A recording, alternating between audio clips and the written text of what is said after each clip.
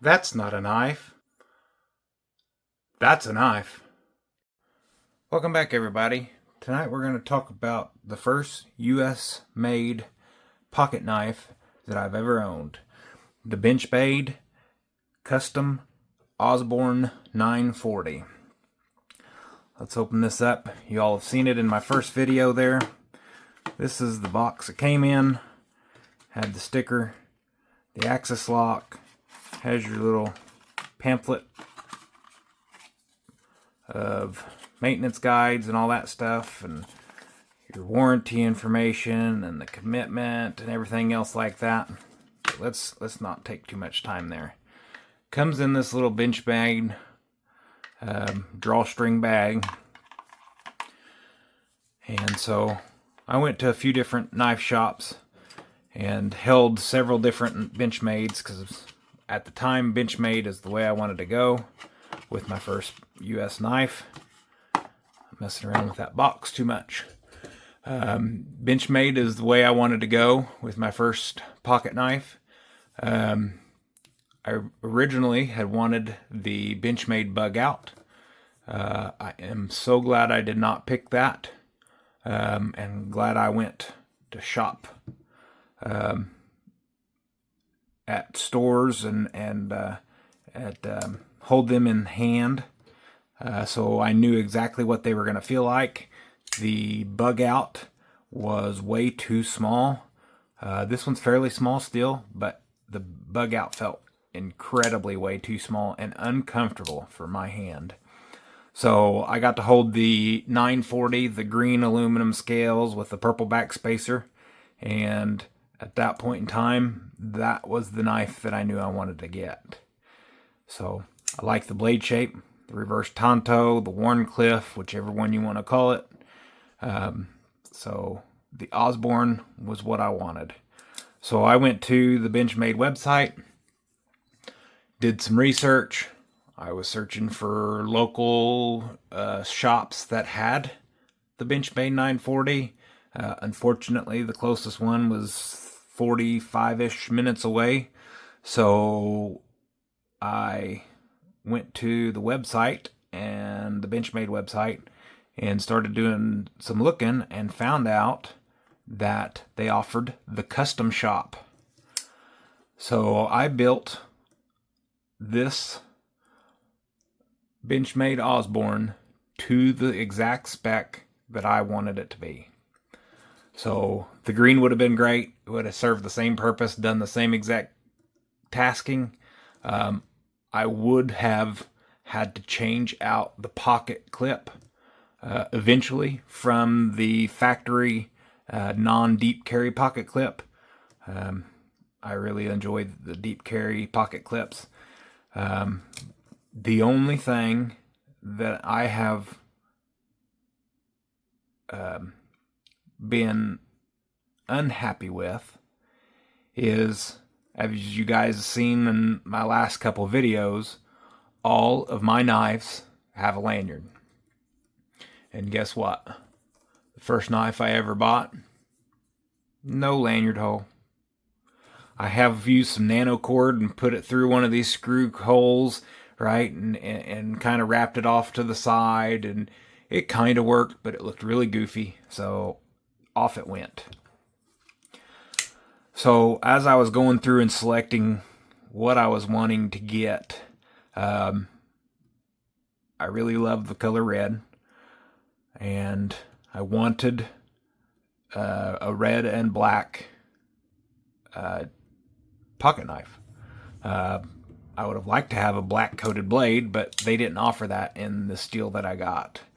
So I chose the red G10, black hardware screws, the black axis lock, and the black thumb studs with a black deep carry large pocket clip from Benchmade. And then it was time to pick out what steel I wanted. So being that this was my first U.S. pocket knife, and kind of really had just gotten into collecting pocket knives, I didn't really know much about the different steels. But I did know that I wanted it to be different than the ones that you can buy off the showroom floor. Right? So I didn't want it to be, I custom chose all these colors, and then I just went with the same blade steel that you can get with the standard green aluminum. So I chose the S90V.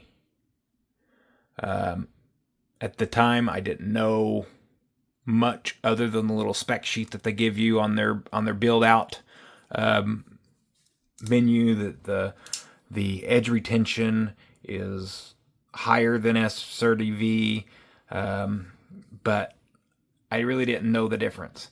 Now this thing has been in my possession and being used for I want to say almost a year now, and never stropped it, never sharpened it, never have done any maintenance to this knife. Granted, it's not the only pocket knife I carry. It's not my workhorse knife, but it does get used. It gets used often, and it's not just something that sits in my pocket and I never pull it out to use. I bought this knife to be a user, my go-to pocket knife, and it's not failed me. And I find that after a year of use, that being that sharp is quite impressive. So I am glad that I did that S90V steel and chose the S90V steel for this knife. So if I need to sharpen this, maybe we'll make a video of me putting an edge. Maybe I'll try to put a good edge or a new edge on this knife here in the coming future. It doesn't need it at the moment, so I don't really feel like just wasting blade and material just to do a sharpening on it. So yeah, has multiple different functions and flip outs, and it's just a thumb stud and an axis lock. Dual thumb stud, I guess.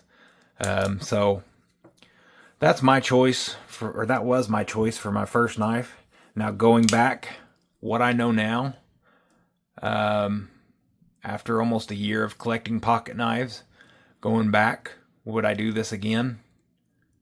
Probably not. I'm going to be quite honest. I probably would not buy the Benchmade as my first pocket knife. But there are so many good brands that I didn't know about. Cheaper. I mean, like I stated yesterday in my video, the Vosteed Raccoon in 14C and the CJRB Pyrite Light in AR RPM 9 steel.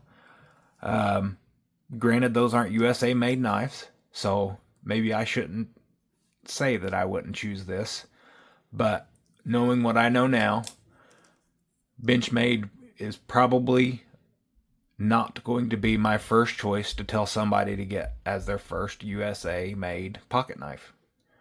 There's several other brands. We've got ProTech and Microtech and ZT and, Spyderco is another good one. There's so many good brands out there that I didn't do my research, but I am super happy with this knife. I wouldn't be my first choice to tell people, but this knife won't go anywhere. This knife is mine. This knife is never going to leave. So overall, I just wanted to give a little overview of a year-end overview of this pocket knife, and